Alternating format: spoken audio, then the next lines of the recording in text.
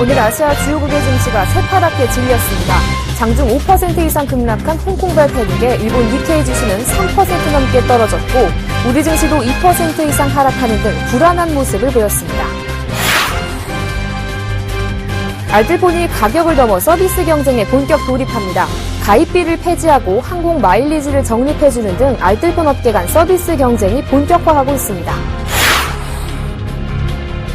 시중은행들이 저금리 시대에 찾기 힘들었던 연 2%대 금리의 특판 예적금 상품을 연이어 출시하고 있습니다. 대단지 아파트 예비 입주자들이 블록별로 쪼개져 있는 단지들을 하나로 합치기 위해 나서고 있습니다. 단지를 통합해 관리사무소 수를 줄여 관리비를 낮추기 위해서입니다.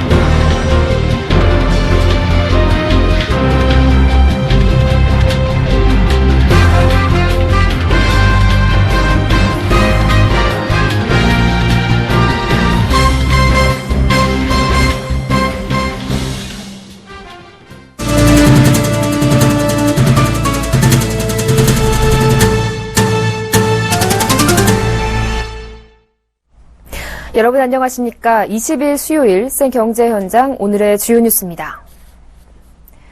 아시아 증시가 이번엔 홍콩발 패닉에 빠졌습니다. 홍콩 항생 H지수는 오늘 오후장 개장과 동시에 5% 가까이 폭락하며 아시아 주요국의 증시를 끌어내렸습니다. 중국 성장 둔화에 대한 우려에 투자자들이 홍콩에서 자금을 대거 빼내고 있기 때문으로 보입니다. 여기에 홍콩이 달러 패그제를 폐기할 것이라는 관측이 나오면서 홍콩 달러 환율이 치솟은 것도 지수 폭락의 원인이라는 분석입니다. 오늘 항생 H지수는 장중 8,000선이 붕괴돼 2009년 이후 7년 만에 최저치를 기록하기도 했습니다. 유가 증권시장에서 코스피도 전 업종에 파란불이 켜지며 급락했습니다. 코스피는 외국인과 기관의 동반 매도세에 2.34% 급락하며 1,845.45를 기록했습니다.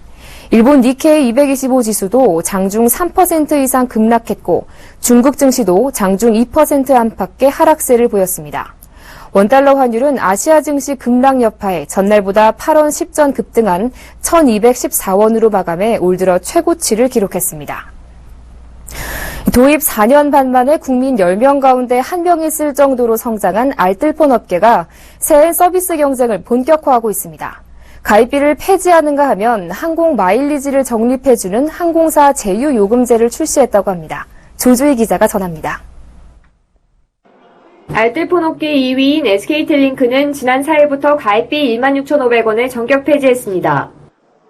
KT 자회사 KTM모바일은 제주항공과 손잡고 매월 400에서 900포인트의 항공 마일리지를 적립해주는 요금제를 내놨습니다. 보너스 포인트가 주어지는 다음 달 말까지 가입해 37,400원짜리 요금제를 1년간 사용할 경우 마일리지만으로 홍콩 오사카행 편도 항공권을 받을 수 있습니다. 최근 기본료 영원 요금제를 내놓은 우체국 알뜰폰의 가입자가 폭주하면서 일부 업체가 신규 가입을 일부 중단한 가운데 기존 알뜰폰 업계도 차별화된 서비스를 속속 내놓으며 서비스 경쟁에 불을 지피고 있습니다.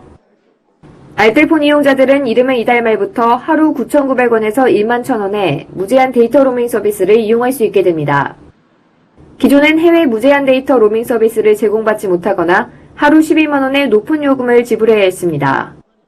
이에 따라 저렴한 요금에도 불구하고 로밍, 멤버십 부가 서비스 등의 부실을 이유로 알뜰폰 가입을 꺼렸던 사람들까지 이용자로 흡수할 수 있을 것으로 업계는 기대하고 있습니다. 가격적인 측면뿐만 아니라 소비자들이 원하는 서비스를 저희가 차별화된 혜택으로 제공하고자 고민했고, 생활 밀착형 서비스들 위주로 저희가 계속적으로 상품을 개발해 나갈 생각입니다. 알뜰폰의 사물 인터넷을 접목한 최첨단 서비스도 늘어날 예정입니다. S1 같은 경비업체들과 KICC 같은 휴대용 결제기기 업체들은 사물 인터넷 분야에서 이미 알뜰폰을 활용하고 있습니다. 내비게이션 1위 사업자인 파인디지털도 알뜰폰을 활용한 차량 제어 서비스를 제공할 계획입니다. 서울경제TV 조주희입니다. 시중은행들이 저금리 시대에 찾기 힘들었던 연 2%대 금리의 금융상품을 연이어 출시하고 있습니다. 대내외적 악재로 요동치는 주식시장 대신 안정적인 금융상품을 찾는 분들에겐 반가운 소식일 텐데요. 김성훈 기자가 보도합니다. 최근에 코스피도 많이 떨어지고 좀 불안한 것 같아서 상대적으로 안정적인 은행에 돈을 옮겼어요. 연초부터 크게 흔들리는 주식시장 탓에 안전하게 돈을 맡길 곳을 찾는 사람들이 늘고 있습니다. 은행들이 새해를 맞이해 출시하고 있는 신규 예적금 상품들은 좋은 대안이 됩니다. 최근에는 연 2%대 금리를 내건 상품도 등장하고 있습니다. IBK기업은행이 다음 달 말까지 판매하는 2016 패키지 예금은 최고 연 2.02%의 금리를 제공합니다. 패키지 예금 상품은 기본금리 1.85%에 신규 고객, 계좌이동 고객, 적립식 이용금액, 신용카드 실적에 따라 최대 2%까지 우대금리를 드리는 예금 상품입니다. 우리은행의 레드몽키 스마트 정기예금도 위비뱅크 가입 등의 조건을 충족하면 최고 2%까지 금리를 받을 수 있습니다. 모바일 온라인 특화 상품도 있습니다. 경남은행이 이달 말까지 판매하는 스마트 정기예금과 이머니 정기예금의 기본금리는 1.6%에 불과하지만 모바일이나 인터넷을 이용해 가입하면 연 2.1%까지 금리를 올려줍니다. 적금을 통해서도 2%대의 금리를 챙길 수 있습니다. KB하나은행의 아이사랑의 적금은 최고 2.6%의 금리를 제공합니다. 만 14세 이하의 어린이가 가입 대상으로 가족의 거래 실적에 따라 기본금리 1.6%에 최고 1%포인트를 더해줍니다. 국민은행의 내 맘대로 적금은 최고 연 2.4%를, NH농협은행의 직장인 월복리 적금도 최고 2.47%까지 금리를 받을 수 있습니다. 신한은행의 주거래 우대 적금은 최고 2.6%까지 우대금리를 제공합니다.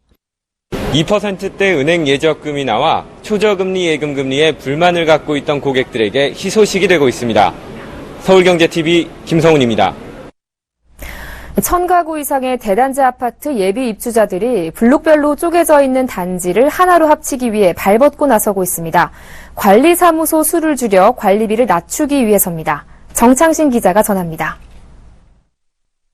경기도 광주 태전지구의 힐스테이트 태전 아파트 공사 현장. 현대건설은 이곳에 최고 23층, 40개 동, 총 3,146가구 규모의 대단지 아파트를 짓고 있습니다. 대단지 메리트의 계약률이 90%에 육박할 정도로 인기를 끌었습니다. 하지만 예비 입주자들은 6개 블록에 관리사무소가 6개나 들어선다며 관리비 인상을 우려하고 있습니다. 아파트 관리비는 난방비와 수도요금 등 개별 사용료 외에 청소비와 경비비, 승강기 유지비 등 공용관리비로 이루어져 있기 때문입니다. 예비 입주자들은 분양 당시 3,000여 세대의 대단지로 알았다며 공정거래위원회에 현대건설을 허위 과장 광고로 신고하는 등 압박하고 있습니다. 만약에 관리사무소가 3개로 있다가 하나로 줄어들겠다. 물론 관리비 측면에서도 오세서에서 관리소 하나 획당 내는 금액하고 1,400세대에서 나눠서 내는 거하고는 틀릴 거고요. 인근 고산 1지구에서는 아직 분양이 시작되기 전이지만 이 지역 주민들은 벌써부터 블록 통합을 추진하고 있습니다. 경기도 광주시청은 작년 10월 C1에서 C6 6개 블록을 2개로 통합하는 도시관리계획 변경을 위한 주민 연락 공고를 냈습니다. 현재 주민 의견 수렴 등 관련 절차를 진행하고 있습니다. 고산 1지구에는 포스코 건설이 오는 5월 1,400가구 규모 아파트를 분양할 예정입니다. 2,000세대가 넘는 대단지지만 하나의 관리사무소를 운영하는 곳도 있습니다. 롯데건설이 용인시 성복동에 짓는 성복 롯데캐슬 골드타운은 총 2,356세대에 하나의 관리사무소를 두고 있습니다. 업계에 따르면 2,000세대를 하나의 단지로 사업 승인을 받으면 관리사무소 하나로 관리가 가능합니다. 최초 사업 승인을 몇 세대로 받았느냐에 따라 관리사무소 수가 결정되는 것입니다. 서울경제TV 정창신입니다. 최근 문을 연 신규 면세점들이 국산 화장품 브랜드 잡기에 온 힘을 쏟고 있습니다. 특히 중소업체들과의 상생을 약속한 만큼 경쟁력 있는 업체 발굴에도 여념이 없는데요. 게다가 국산 화장품을 찾는 중국인 관광객 비중도 해마다 늘면서 면세점 입점이 쉽지 않았던 중소업체에게는 기회의 땅이 되고 있습니다. 한지희 기자가 보도합니다. 신규 면세점이 잇따라 문을 열면서 국내 중소 화장품 업체들이 환호하고 있습니다. 국산 화장품을 찾는 중국인 관광객이 늘면서 신규 면세점들이 국산 화장품 브랜드 유치에 적극 나섰기 때문입니다. 덕분에 중소업체들도 사업을 확대할 수 있는 기회가 넓어졌습니다. 지난해 12월 개장한 용산 HDC 신라는 토종 브랜드 비중을 절반 가까이 늘렸습니다. 국내 화장품 브랜드만 한 공간에 넣어 관광객들이 한 번에 비교하고 구매까지 할 수 있는 층도 따로 마련했습니다. 비슷한 시기에 문을 연 한화갤러리아 면세점도 국산 화장품 특화 매장을 꾸렸습니다. 현재 국내 화장품 브랜드 총 97곳이 입점해 있는데 이들 중 중소기업은 79개나 됩니다. 요즘 중국 요코들이 가장 인기가 좋은 국산 화장품 브랜드의 비중을 굉장히 늘리고 있습니다. 국산 화장품 브랜드와 그리고 중소기업 간을 독자적으로 운영하고 있고요. 향후로도 계속 지속적으로 브랜드 수를 늘려나갈 계획이 있습니다. 한방 화장품 등 국산 화장품이 중국인 관광객 유커들 사이에서 인기를 끌면서 국산 화장품 판매량도 매년 껑충 뛰고 있습니다.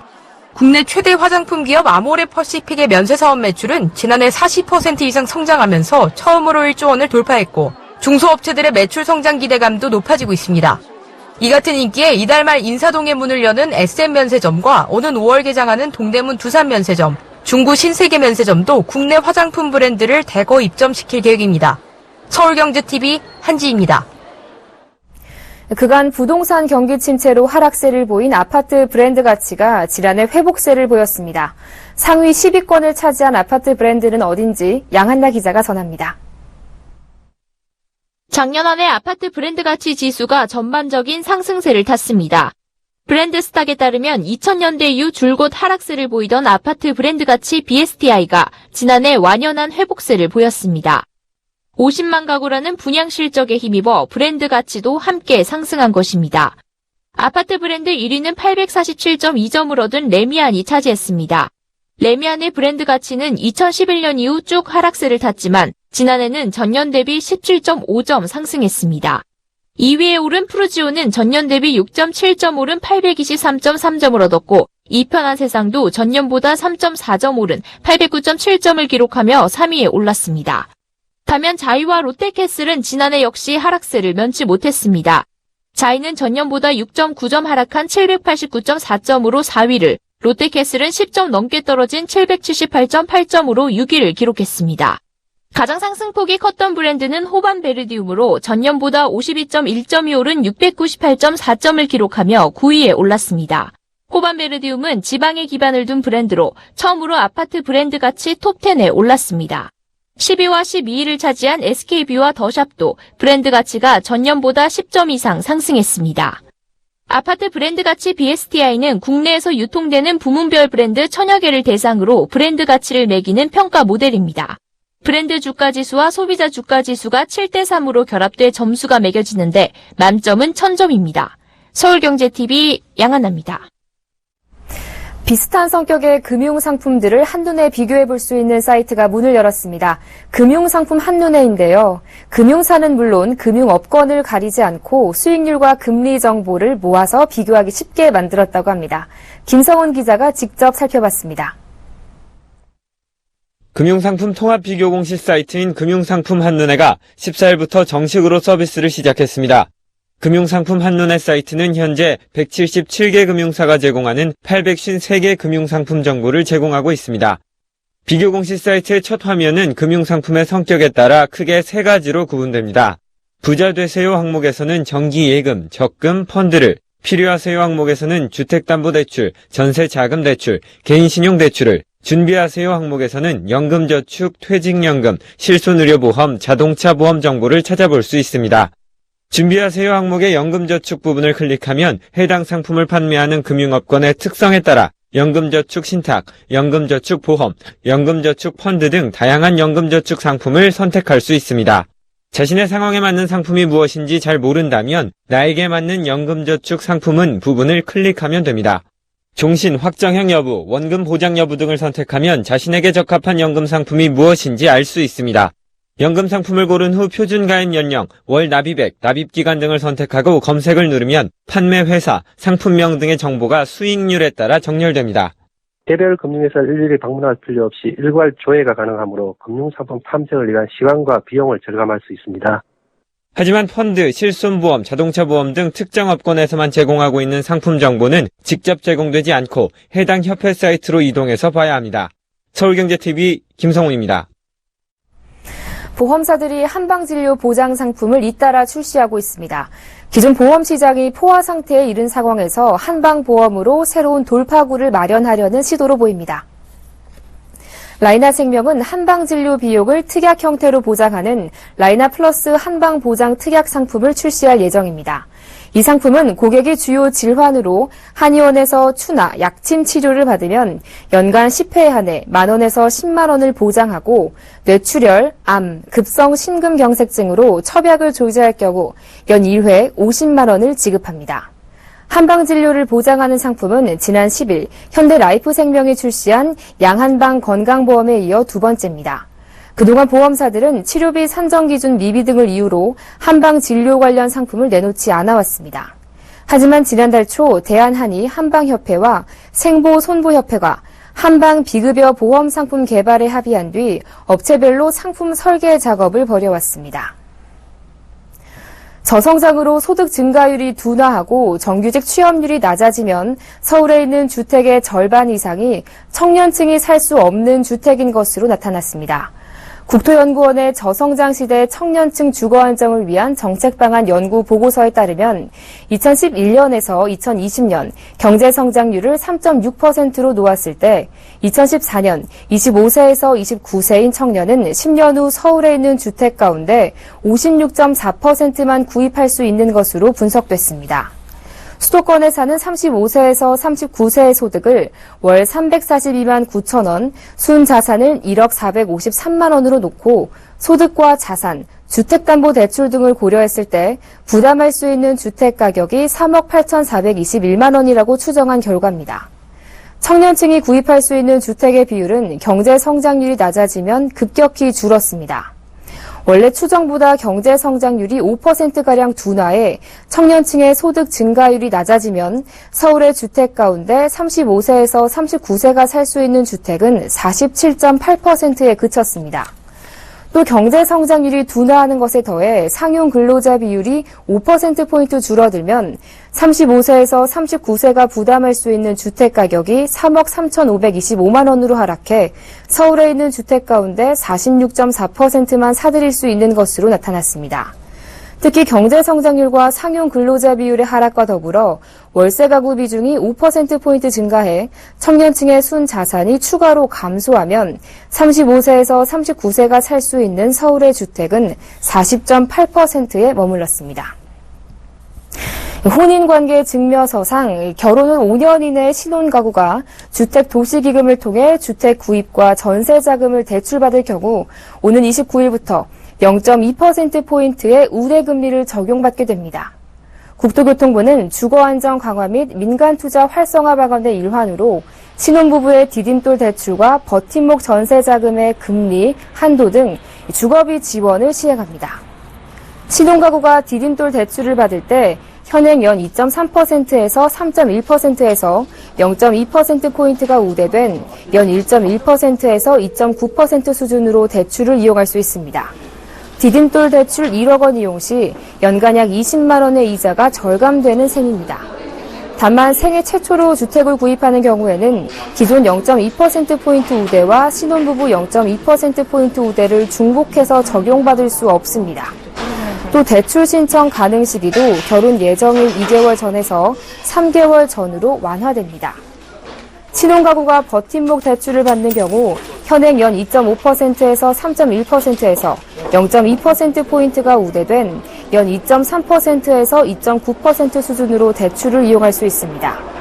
버팀목 대출 4천만 원 이용 시 연간 약 8만 원의 이자가 절감될 것으로 국토부는 추산했습니다.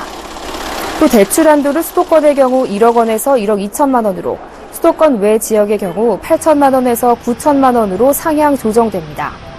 아울러 대출 신청 가능 시기도 결혼 3개월 전으로 완화하기로 했습니다. 메르세데스 벤츠가 올해도 한국 시장에서 두 자릿수 성장을 지속하기 위해 주력 모델 출시와 더불어 네트워크를 확장할 방침입니다.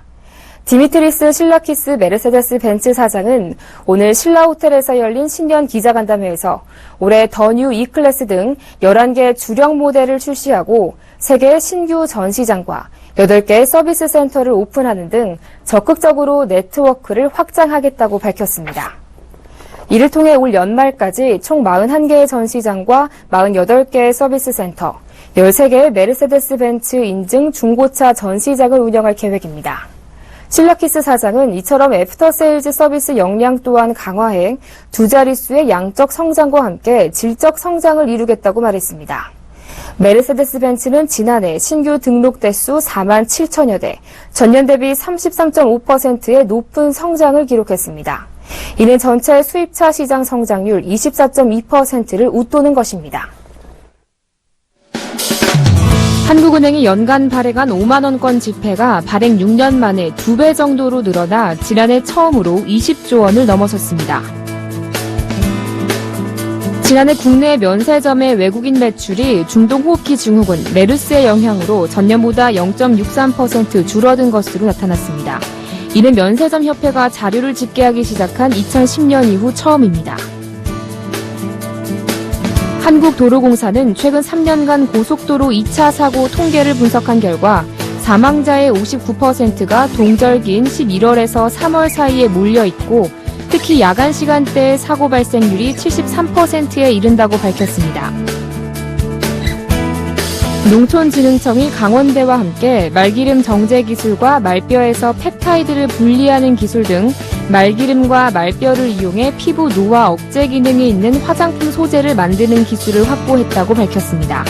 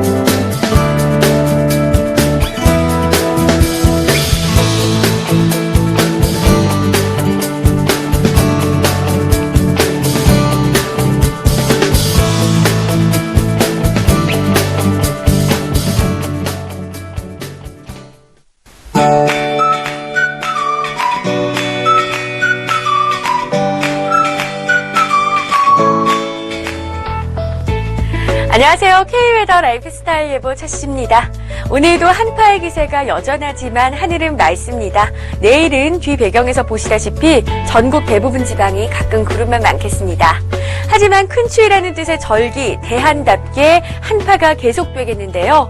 추운 날씨가 이어짐에 따라 난방지수 90으로 높아서 하루 종일 난방하셔야겠고요. 감기지수 또한 90입니다.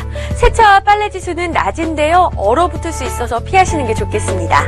당분간 추위는 계속되겠습니다. 이번 주 내내 서울의 아침 기온이 영하 10도 이하로 한파가 이어진다고 생각하시면 될 것 같습니다. 추위에 대한 대비 단단히 하시기 바랍니다. 이 시각 위성 영상입니다. 현재 해상 쪽으로는 눈구름이 자리 잡고 있지만 전국의 하늘은 날씨에 별다른 영향이 없는 높은 구름만 지나고 있는데요. 내일은 중국 북동 지방에 위치한 고기압의 가장자리에 들어 전국이 가끔 구름 많겠습니다. 그럼 자세한 지역별 내일 날씨는 나절 예보를 통해서 살펴보겠습니다. 중부지방 눈비 소식 없이 가끔 구름만 많겠습니다. 아침 기온 서울 영하 11도 등 낮겠습니다. 동해안 지방은 건조한 날씨가 이어지는 가운데 강원 영동과 경북 북부 동해안으로는 밤부터는 반가운 눈 소식이 있습니다. 아침 기온 강릉 영하 5도로 예상됩니다. 남부지방 가끔 구름만 많겠습니다. 아침 기온 오늘보다 조금 높겠지만 여전히 추운 날씨가 이어지겠습니다. 현재 대부분 해상에 풍랑특보가 내려져 있는데요. 내일도 동해상으로는 눈이 오는 가운데 물결이 최고 4m로 매우 높게 일겠고요. 남해상에서도 최고 3m로 높은 수준이 되겠고 서해상에서도 최고 2.5m로 다소 높게 일겠습니다. 내일 강원 영동과 경북 북부 동해안에 내리는 눈은 금요일 새벽에 경북 남부 동해안까지 확대됐다가 오후에 그치겠고 토요일부터 다음 주 화요일까지 충청 이남 서해안으로 눈이 내리겠습니다. 이번 추위는 다음 주 초까지 계속될 전망입니다. 날씨였습니다.